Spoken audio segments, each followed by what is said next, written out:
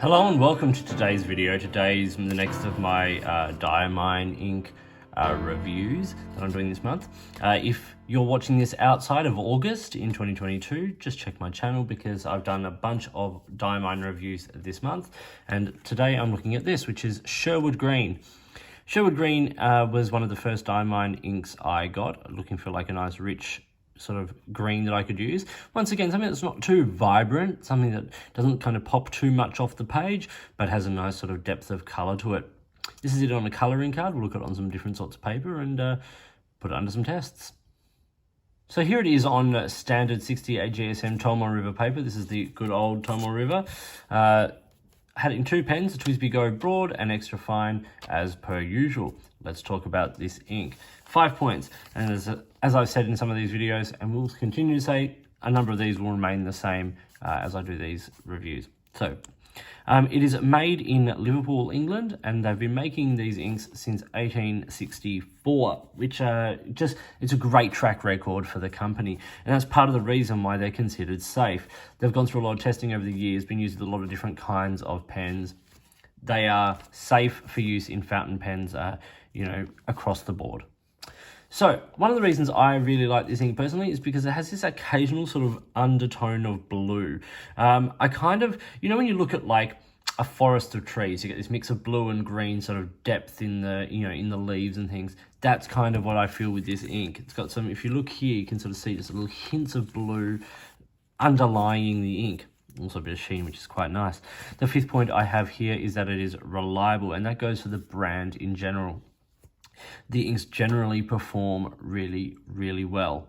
And this is no exception. Regardless of the paper you use it on, the pen you use it in, this ink, performs pretty well. Let's talk about performance. Okay, I've said it's got excellent flow and saturation. It's nice and rich on the page, which is great. Medium dry time, so the 2 second, little swipe there, still very wet, but at 20 seconds it was dry, so it's somewhere in that middle. I think it's around the 10 to 15 seconds based on what I've observed and read in other reviews as well. I've said it moves a lot with water, and you can see that up here and also in the water test. It moves around a lot. So this is where I hit this with a water brush. This is where I dab water on and then dry it up with paper towel. Where I've moved it around with a water brush, you can see it resaturates and moves around a lot. But the where you've put the water down and then soaked it back up with paper towel, we lose a lot of the ink. Most of the detail is gone. You can make it out still, of course, but a lot of the ink goes with it. I wouldn't say it's got no water resistance, like it doesn't wash away completely, but most of it kind of disappears. I've said it's enjoyable in wetter nibs, and I that's for a number of reasons. Firstly, I think the saturation lends itself to being in a wetter nib. You get a really nice depth of color. You get some sheen on the right paper. All that kind of stuff. It's very nice. Lots of nice dark shading, but some effort to clean. It's because it is a little bit more saturated. One thing I did find when I cleaned it out of these two pens particularly, more than say some of the other inks, is that you just needed to make sure it gave it a good solid flush.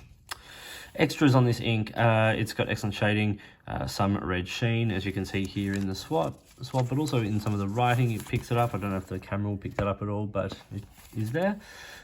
No shimmer and low water resistance. Let's now look at it on some other paper, starting at the lower end here with the standard Spyrex student notepad. Super lightweight, low weave paper.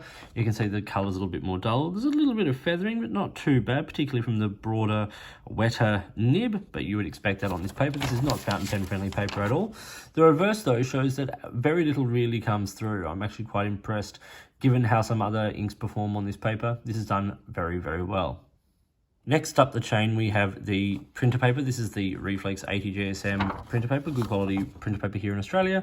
Once again, still a little bit of feathering. The colour is much more muted. It's a lot duller, and it's one of the reasons why I like this on things like Tomar River and even Rhodia, where you keep some of the vibrancy of that colour, but it performs relatively well, and once again, very little actually really comes through. Now we have it on Rhodia, you see some of that depth of colour again, little bits of sheen where it's pulled and things like that. It performs very nicely. The shading is beautiful. You can see there how much it moves around once again with the water brush pen, but it keeps tight lines, and the reverse of this page,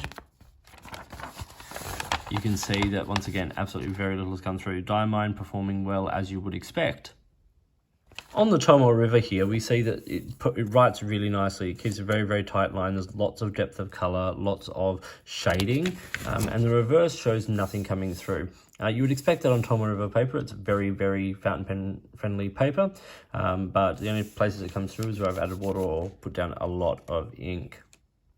If we look at the chromatography here, you see there's a lovely blue line left behind, and then we get the yellows and lighter blues. This is why this color has such interesting depth. Obviously, to make green, a standard way is mixing blue and yellow, primary colors, right? But I think some of that blue, I think it might even be the lighter blue in there, just gives that slightly, you know, sort of, I don't even know the name of the tree, but I want to say like cypress or fir tree or something like that, that has that sort of like, yeah, that sort of bluey sort of tone to it, which I think comes through nicely here. But yes, it's a very, very interesting little chromatography. And now if we look at color comparisons, I've got the Sherwood green here once again on the color ring card.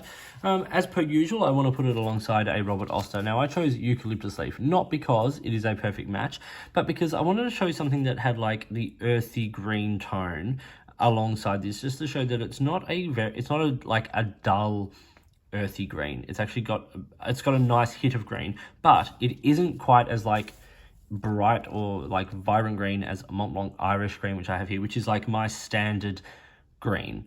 Like I have standard color, you know, inks for each color, like Waterman blue, Waterman red, Irish green from Mont Blanc.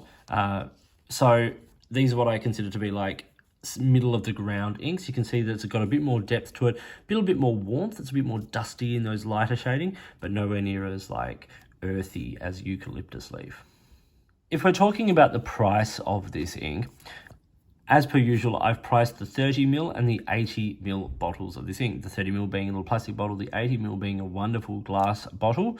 In Australia, the 30ml retails for $8.95 and the 80ml for $19.95. That is sort of like a good lower end price you can find here in Australia. In the US, it's $7.50 and $16.50 respectively. And in the UK, where the prices are probably at their best for Diamine, this is from Colt Pens, which is probably one of the leading retailers of Diamine and one of those places that everyone should go to look at if you are wanting Diamine. £2.45 for the 30ml and £6.25 for the 80ml. Now, this ink is also available in cartridge form, occasionally, not always. I haven't found it everywhere. A lot of places stock different sort of colors of the cartridges, but it is available if that is what you're after. But you know, I think that the bottled ink is a great option with Diamine, especially like even if you're traveling, that little 30ml plastic bottle is really, really solid. So I have given this ink a 3.5 out of 5. Now it gets points for shading and for value, and I like the color, but it is harder to clean, and it's not a unique color. Like there are some, I recently looked at Matador, and that for me is a color that's got some really unique qualities in it. And while there is some nice blue that comes up here in the Sherwood green, and it's a nice green, there are other inks that are similar enough. So for me, it just sort of like it performs well, it does the job, but you know, it's not like a super unique or sort of special ink in my collection, I should say. But this is my review, so that's why I am mentioning it. So I hope you found this video about Diamine Sherwood Green to be interesting and useful.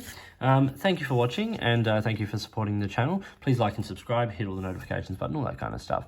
If you've got things you think I should be looking at, let me know. Or if there is a way you would like to support my channel by sponsoring a review or providing an item for a review, I would love to hear from you.